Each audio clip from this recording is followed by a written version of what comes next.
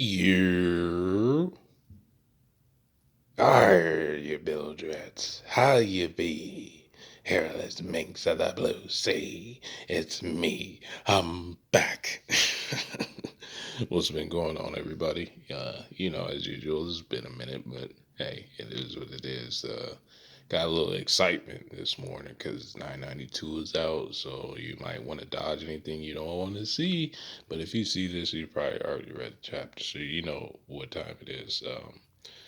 I mean, for a fighting chapter, it actually lasted. It seemed longer than usual. Sometimes you're reading these action chapters and they just go by real quick, but this one, man, it's going down, right? I guess we'll start off from the beginning interactions of one Perurine. We finally get the conclusion. Well, not the conclusion, but the next, I guess, part of the process of what's going on with Sparrow's backhandedness and scheming, right? Because he's probably still up to something. And, since Dressrosa, we've been wondering if Big Mom is still going to kill this dude, because there's just been those instances. We all remember what happened back at Whole Cake Island. So this might be some more foreshadowing that if, I know Carrot's on the way to go fight Peril Sparrow, but I don't know. I'm still iffy on Peril Sparrow if he's gonna make it out of this thing alive, and Big Mom eats sweets. So, well, she can't eat him. She'd die. Never mind. But you get what I mean.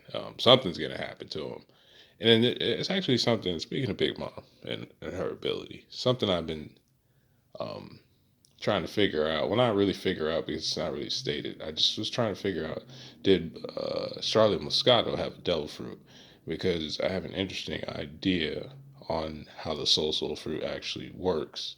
Um, but I need to go back to Fishman Island also to look up something. Just something that's coming up in the future. Just know that something about Big Mom because clearly she's not going anywhere. But there's I've always wondered about her abilities, specifically as far as devil fruits are concerned, because I still think hers might have been the first one. But that's a whole nother story. Just something I thought I'd bring up. And at first, I didn't read what Big Mom was saying to Marco properly, because I was like, "What kids?" And I just kept thinking about, like what is she talking about? Like he's a doctor, and so on and so forth. Just thinking back and I was like, oh, she means the straw hats. I felt slow. I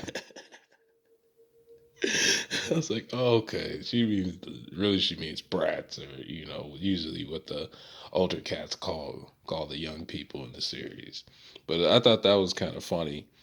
Um, but I still want to know, what does Big Mom intend to do? Is this foreshadowing to the betrayal that we all assume is going to happen at some point between Big Mom and Kaido, especially after some of Kaido's statements about betrayal and when you're losing people, they turn their backs and so on and so forth. Because he's probably seen it so many times, and part of it may be having to do with God's Valley. I'm sure some of that has to do with what happened with Odin, and I almost called him Orochimaru.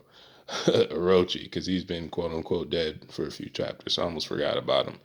And I'm wondering if that has something to do with that. Because he seems to be focused on betrayal. That's the only thing we've ever really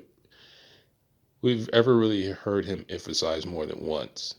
And it's kind of interesting if you think about it though, because most of his crew currently that are acquired members, not king and queen, are all people who were going to betray him at some point anyway. So I don't know. He's kind of weird. I still like him as a character though. Not even just his abilities. I don't like necessarily all the decisions he's made, but he makes sense why he does things a certain way. It's just the life that a lot of them, they're products of their environment. So depending on what it was like for him growing up, I'm sure we'll get something because we got Big Mom's flashback about how she came to be and all that. So I don't understand why we wouldn't get that from Kaido. We're just probably not going to get it right this second, right? That'll probably be towards the end or whenever this semi-war is over, because I still think the results of whatever happens in Onigashima is not going to stay in Onigashima. Something tells me it's something that's going to continue on forward. It's the same way that the conflict since Punk Hazard, basically since the time skip, all of the conflicts that have occurred have carried over into the next arc.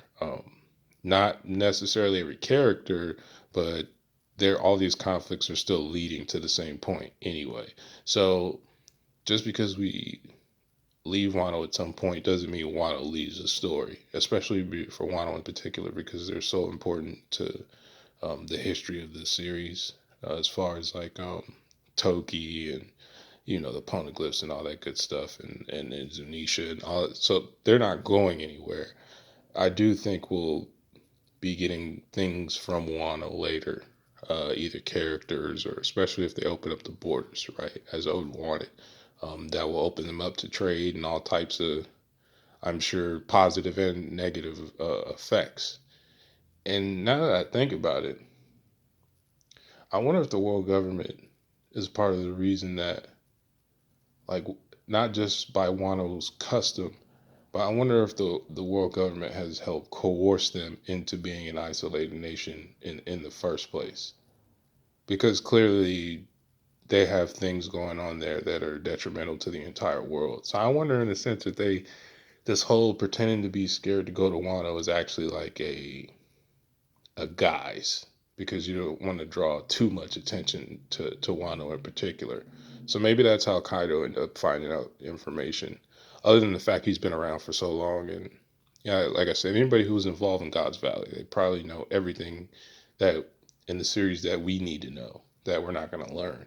I mean, even just looking back at chapter 957, it kind of changed, um, to me at least, in it had a serious impact on the seriousness of the series going forward, right? There's no more, there's some jokes here and there, but because the stakes are so much higher, because it involves the celestial dragons and all the information that we still don't know yet, and then now, you know, seeing Roger's flashback, right, and with Odin and whatnot. Um, I'm wondering now if it makes more sense that the government actually wanted Wano to be the way that they are, and them opening their borders might cause a problem for the world government. That's interesting. Anyway, sorry, we're getting sidetracked. I haven't talked about One Piece in so long. I just, man. So, but yeah, that'll be interesting. And then the fight with Carrot and Perospero, I will say from a strength standpoint, without Sulong, I don't think she stands a chance. And one of my main reasons is for this is not just because Perospero survived an explosion, which I'm not even sure why explosions should be a big deal in this series where most characters have armament hockey that are worth anything, have armament hockey. That's why I never, if you go back to my older video, like my problem with Yamato and the cuff thing, before we found out what actually was going on, one of the things I was wondering about, like, why would she be worried about exploding cuffs? Like, if you're being beaten by Kaido every day for your whole life, I would assume your armament hockey, it has to be top notch or you'd be dead already. So a pair of exploding cuffs shouldn't have really, did anything. But that's, this isn't Hunter x Hunter. And but remember, Perospero's candy is actually pretty strong, because there was a part of the Luffy and Katakuri fight when he jumped out. I think the first time when he came out of the mirror, he was running, and I remember he in gear third, he couldn't punch through Perospero's candy wall. He ended up going over it, I think, or around it.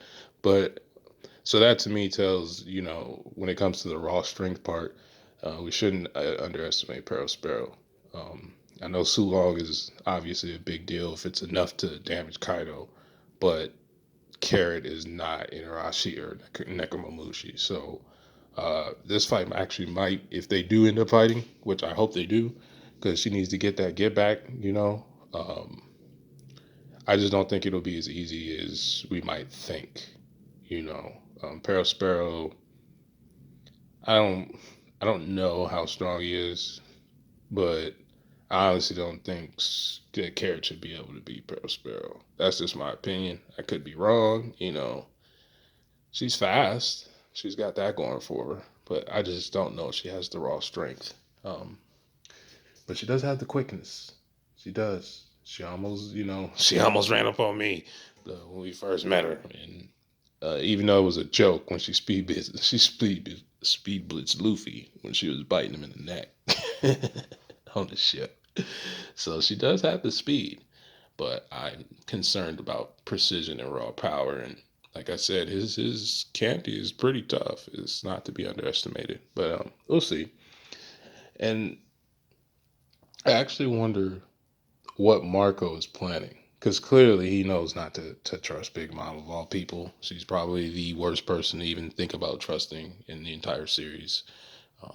And she's too strong he can't beat her either. So I'm sure he has some kind of contingency plan or something. Because you can't trust pirates, right? I mean, that's been, he just, they're pirates for a reason. So it makes sense.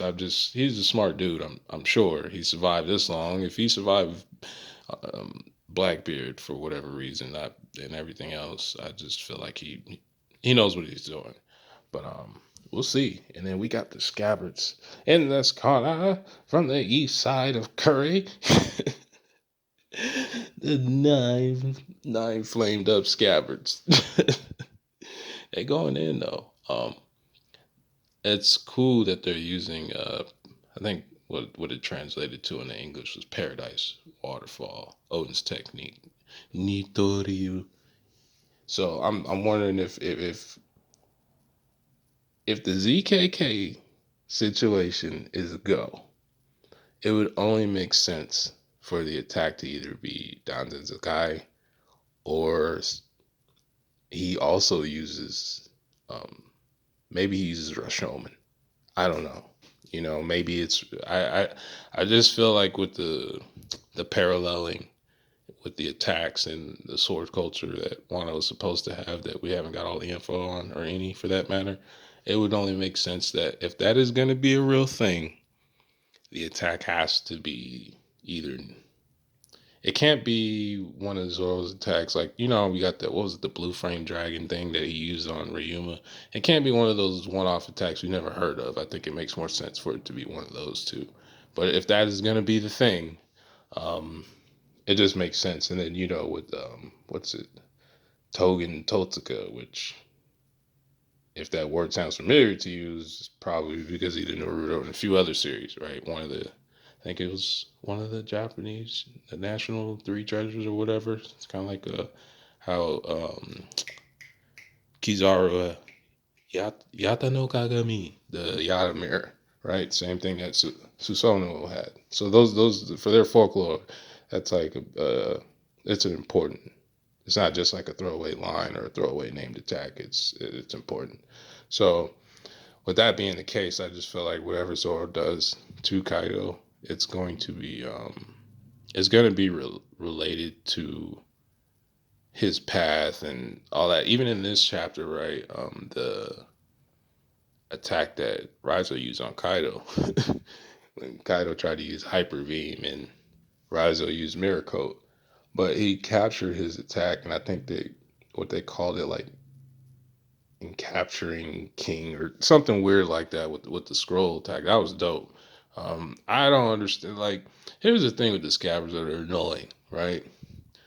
Kinemon is the same dude that got low diff by law, but because I guess they don't understand the interaction of how Rio would be very effective against Darrow Fruit users, and not understanding Darrow Fruits like that, even though they all have one, which we still don't know actually when they got them and why they're. I don't know. I don't even want to get into that, but it is one of those things where the scabbards are interesting because I feel like they could have put in more work early. Even with Conjuro being a traitor or whatever, which I'm sure he's still not dead, but I just feel like they were shortchanged. Like Oda shortchanged them up until this point with their abilities. Like, I get it, but at the same time, it's like this is the same Kinemon. Like, not using Rio against Doflamingo is probably like the worst thing looking back, like as far as Dressrosa. And I'm sure Rio would probably even work on the birdcage. It makes a lot more sense now, but we just didn't know what it was. And you know how he is with that stuff, especially if it comes to hockey for whatever reason. But yeah, man, it went down, and they're still going to be fighting. Of course, you have to still respect that this is still the strongest creature in the verse, and he has a title for a reason. And he doesn't seem concerned. He just seems more annoyed, and kind of just trying to figure out why are they able to even do this much, right? Because for all that being said, right, he's still in his dragon form. So as long as he's in that, it's kind of hard for me to take him serious as like him taking himself serious, right? Because he hasn't clubbed anybody. Like if he fights them, right, with just 1% of the effort that he gave into the club to one clap Luffy, because there's one clap Kaido, this would already be over. So I guess because he likes these drawn out battles and stuff, he's just chilling. Because if this was Big Mom, right, even with Rio, we all know that Big Mom still claps all 9 red scabbards. No cap. That's just what it is. So when the tables turn, I want to see how.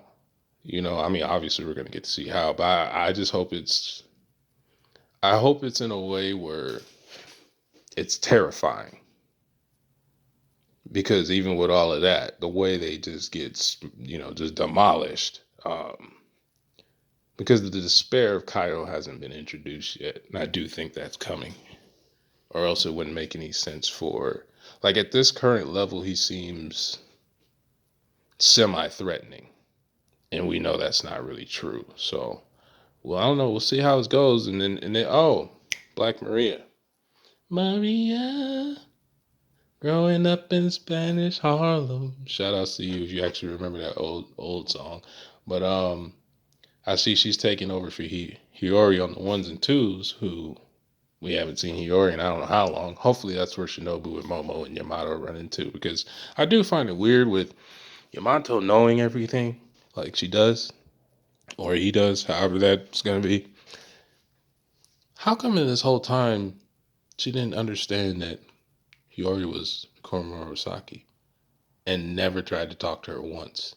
I feel like that would have changed a lot of the story path for them, but it is what it is, right? I wonder why is Black Maria where she's at? And why is she protecting those individuals in general? Because clearly she's a fighter too, right? She's going to fight somebody. We just don't know why or for how or what her purpose is. But I do know when they get to the anime, that part's going to be hype because she's playing in the background. Kaido's fighting scabbards, so much. Let me know what you thought. I know you enjoyed it. I know you did. It's fire. That's just what it is. And what's coming up next? Because I have no idea. Besides their decimation. Sure, certainly it's coming. Anyway, good talking to y'all again. And I'll catch y'all in a bit.